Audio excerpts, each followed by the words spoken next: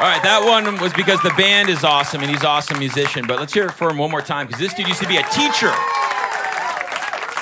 Some of you might not know that, but and I was kind of shocked to hear that because usually what happens is when people get in rock and roll, they get into rock and roll at a young age, and then they usually don't make it. They just kind of end up working at a bar or a bowling alley. But you actually contributed to society before this.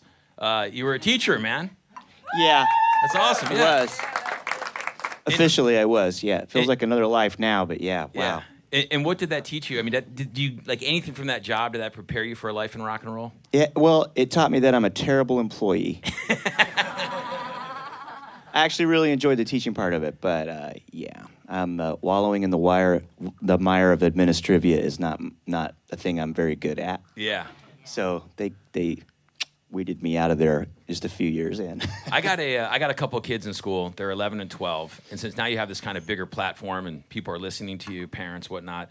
What's the one thing that parents can do to help a teacher out? I go to my school and I make photocopies. Like I'm like, what do you need? They're like, go make photocopies for 4 hours. And I'm like, okay. Anything like that is appreciated, but for me, I can't speak for all teachers, but I was heavily motivated by food. Still am. So when Mrs. Shrestha brought a complete Indian dinner for I was the first in line and the last one to leave. That was a big motivator for me. JD's class was like, we're having another cultural feast this week. Yeah.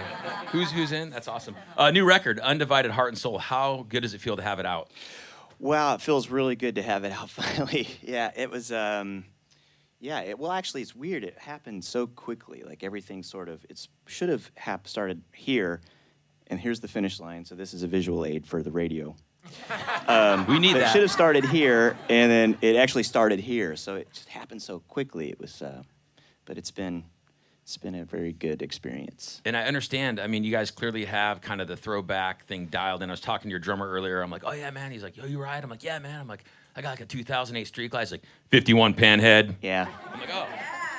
Yeah. Is there anything that your band doesn't do that's like not retro? I mean, do you own anything past like 1970, or is it just all like, dude, we're all in on this? No cell phones, no Instagram. I was gonna say we're actually having a Super Nintendo Classic shipped to one of the stops on the bus, but that's not very now, is it? A Super Nintendo Classic.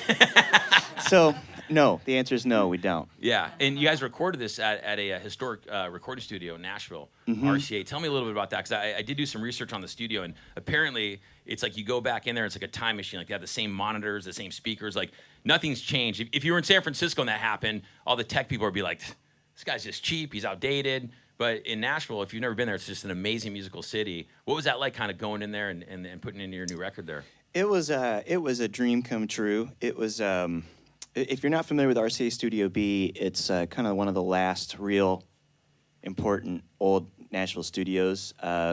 Chet Atkins produced a lot of records there. It was like the home of 1,000 country hits in the 50s and 60s, the home of the Nashville sound, they call it, where music went from simple to like big lush arrangements and stuff. But then it also has a rock and roll pedigree too, with the Everly Brothers' first stuff. Roy Orbison's Monument stuff was recorded there. Only the Lonely Crying, songs like that. And then all the Elvis post-Army stuff was done there too. There's a cabinet there where Elvis kicked in the door because couldn't get the record player to work or whatever. Because he's Elvis. Yeah, but the funny thing is that it's still broken because neither Elvis or Chet Atkins were too stubborn to fix it. They just wouldn't budge. So there it sits. Did you like graffiti on the wall or something? You're like, no. I'm gonna add my history here. Like no way. No way. Like There's that. cameras everywhere, man. Yeah. That's awesome. I don't play the guitar, but I am a guitar geek, and I want to pick your brain a little bit about Smith Fabrication. If you've never seen JD live, he has a very specific guitar. It looks like it's one of a kind because it is. Yeah. There's this crazy guy. Well, he's actually not crazy. He's crazy. What he does is crazy. What he does is crazy. There you go. He lives out in the desert in Joshua Tree, California, and he makes these, like, I don't know how to explain it, but it's like the best guitars. And he carves the fret markers out of Bakelite from the 20. I mean, he's just, like, so intricate. Anyway, I conned him, and he lost a bet, and he made me a guitar, and it's a Whoa, what was the bet? That's a big bet. I mean, that's like, because the thing is, if you get one of these guitars, it's almost like Excalibur. Like you have like the sword, and I mean, I can't imagine as a musician, like when you get one of those, you're like, like, it almost doesn't even matter if you do anything else. You're like, I made it. I got one of these. Whatever. Giving that guitar to me is like putting perfume on a pig. But I got one. You're not gonna tell us about the bet, are you? No, that's fine. No, he's a friend, and we talked about that guitar for like 2 years and tried to figure out what to do, and it turned out exactly like I wanted, actually better than I wanted. So he's a really good friend. We're gonna see him on this run. Has anyone else ever held the guitar like in your band? Oh yeah. Oh really? You yeah, say, okay, yeah, cool. Because precious. you guys know how it is. Like sometimes you have the instrument. Don't touch my snare drum, dude. No, only I touch that snare drum. Don't even look at it. Well, he's that way. Jason's that way. I saw on your Instagram, Jason just bought like a new Slingerland set, and I think that's the one fun thing about a lot of the retro stuff is that there's so much old cool stuff, and it really what I love about you guys is a lot of people go into recording studios and they use effects to kind of get the old sounds and everything, and there's an authenticity that gets lost there, and so it's awesome that you guys actually take the extra effort instead of doing like studio tricks. You actually go to old recording studios and record this great sounding music that's just absolutely timeless. So.